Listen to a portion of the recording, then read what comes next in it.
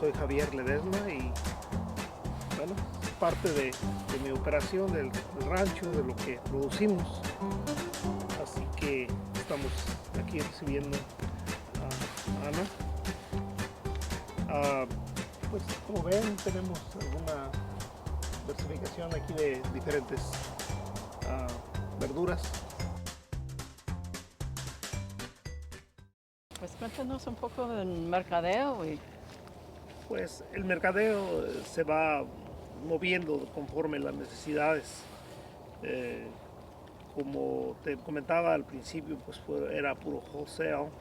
En aquel tiempo cuando no había variación, se trataba de volumen en un específico producto. Ahora lo mejor que hemos encontrado es tener variación en el máximo que se pueda. Y eso varía desde wholesale hasta venta directa a las personas, incluyendo CSA y de restaurantes y de todo lo que se va saliendo. Y ha sido es mucho mejor tener ciertas ventanas para que no estancarnos en una sola cosa. durante la pandemia. Durante la pandemia nos vimos forzados a cubrir una necesidad local y tuvimos que abrir un puestecito aquí en el rancho donde la gente podía venir y llevar su producto. Nos ayudó al área y a nosotros también, pero lo vimos más como una necesidad como un deber que, que, que negocio, porque se necesitaba, había mucha necesidad de comida y tuvimos que hacer eso. Así que, pero pues ha sido difícil, pero como que hemos ido adaptando a los nuevos requerimientos.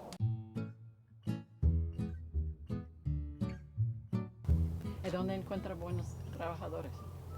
Es escasa, entonces hay que saber, claro, no los vamos a dejar que hagan lo que quieran, pero hay que saber cómo hacerlo y hay que crearles un ambiente de confianza y de estabilidad y de esa manera he encontrado algunos. También estamos trabajando con cierto grupo de una tercera parte de gente, lo traigo como H2 y eso nos ha ayudado a estabilizarnos un poco más. Pero como ves, tengo lleno de hierbas. Si no fuera por eso, yo tuviera bien limpiecito como lo solía tener, pero no puedo, no alcanza, no tienes que tener prioridades ahora, que es la prioridad, porque no hay suficiente mano de obra y tampoco no es el costo que va ahora, ya no es, no es tan fácil poder hacerlo. O sea, eh, llegas a un punto de que si este producto tienes que elegir o lo cosecho o no lo cosecho, porque si no te va a pagar, no tiene sentido invertir. El suelo es totalmente distinto, como ves, si recuerdas en Salinas, tuviste algo de experiencia ahí, era completamente arena, mira ahora, totalmente distinto, hemos tenido que hacer varias cosas, algunas veces he tenido que crecer. Por ejemplo, en esta área se creció mucho el maíz grande y tratar de molerlo es un trabajo grande, Wow. pero al incorporar plantas grandes y eso ayuda un poquito Para la agregar materia oxigenación y orgánica. la forma de quebrar la tierra. Pero también aquí pues utilizamos entre 250 y 300 toneladas de composta anuales, aparte de que tenemos que utilizar mucho el gypsum para poder bajar un poquito la sal, porque hay áreas que si las dejamos florecer no nos permite nada. ¿Cuántas toneladas de compost por acre? Varía mucho dependiendo del producto, lo que vamos a hacer y también cuánto tiempo tenemos en esa área que no ponemos, pero usualmente vamos de unas 5 toneladas hasta 10, dependiendo lo que se va a hacer. Ya en el caso de la bahía, como allá, pues podemos poner hasta 15 toneladas, dependiendo si va a ser como fresa, mora, eso ya varía mucho. ¿Qué ventajas ha visto siendo orgánico opuesto a convencional, a sus colegas convencionales? Había un señor de Bélgica que... Ah, sí. Will, Will Box. Ajá. El de la composta, ¿no? ¿No? Aparte de él había otro más que de Bélgica que hacía experimentos con brócoli Oh, y ok. eso. Y estuve yo ayudándole mucho porque estaba al lado mío, en el mismo rancho, y empecé a ver algunas diferencias. Él empezó a hacer, yo hacía convencional y él hacía sus experimentos orgánicos En Salinas. en Salinas. Ya. Luego, cuando, no sé si recuerdas a Javier Altierri, cuando vino de la Universidad de Chapingo, por primera vez hicimos un experimento ya un poquito más amplio en cherry tomatoes, haciéndolos orgánicos. Me tocó a mí manejar ese experimento ahí mucho. Uh, Se me hizo sorprendente porque yo no creía que iba a poder crecer eh, bien sin los químicos. Y estuve observando muy de cerca todo esto. Y luego enseguida me pasaron a mí una parte del experimento. Y fue que tomé la ventaja y tomé una parte que lo considerábamos todos los que estábamos ahí, la parte peor del terreno. Y yo en mí dije, bueno, si este terreno puede producir lo peor, en lo peor pues se puede producir, pues tiene que ser posible en todo lo demás.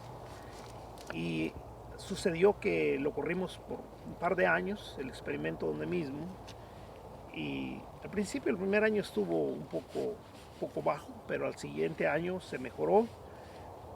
¿Y qué era la diferencia? ¿Qué estaban probando? Well, estaban probando algunos tomates y no me recuerdo bien, pero eran varias cositas que yo consideraba que era un poquito difícil, pero lo tomé el reto porque, bueno, primero me iban a dejar hacer el experimento y iba a utilizar yo el producto, ese fue el trato. Entonces, pero pasa que lo sorprendente de esto fue que cuando pasan 2 años, después retomé el terreno para el convencional y sorprendentemente fue un cambio total, era el mejor terreno. Entonces... ¿Y era con composta o es por cuestión de la composta que se mejoró el terreno completamente. Entonces ahí entendí claro que convencionalmente pues vamos acidificando el terreno y lo vamos haciendo pues más dependiente de los químicos. Lo que pasa es que la misma cantidad de químico que hoy necesito en un terreno no es el mismo químico que voy a necesitar en el futuro, porque lo va acidificando más el terreno, sucesivamente cada día va a depender más y requerir más. Y bueno, pasa lo contrario en el orgánico. Yo creo firmemente que un terreno, por ejemplo, este terreno al principio no era así, al principio no producía así, era muy difícil porque su manejo del terreno era muy áspero, no quebraba, pero a medida que tiene por montones por los años de residuos de la composta, pues ha cambiado su textura, así que de alguna manera es más manejable. Entonces es simple, es fácil porque le está dando vida, la bacteria puede vivir toda la bacteria, al igual que en el ser humano, que pues dentro de sí, de los intestinos, pues trabajan millones de bacterias, ¿no? Pues es lo mismo aquí, también es la manera más clara de ver las cosas. Si no tenemos bacteria que quiebre los nutrientes, pues no va a haber vida en ese terreno. ¿Tiene algún consejo para los agricultores principiantes o especialmente para los agricultores latinos y latinas? Pues mi consejo sería que si realmente les gusta lo de la agricultura, si realmente les nace adentro, adelante. Eso se lleva tiempo, se lleva esfuerzo, se lleva disciplina, pero se puede. Pues yo estoy aquí con 32 años en esto y ¿Y vaya, qué es lo que más le da esperanza?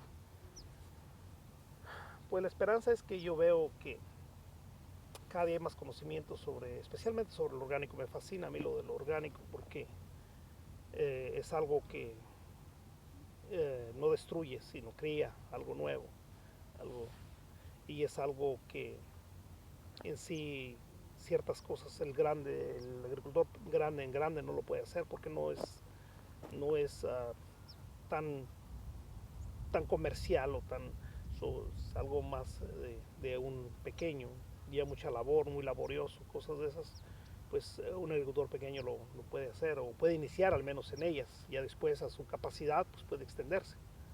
Entonces yo creo que ahí está la cosa.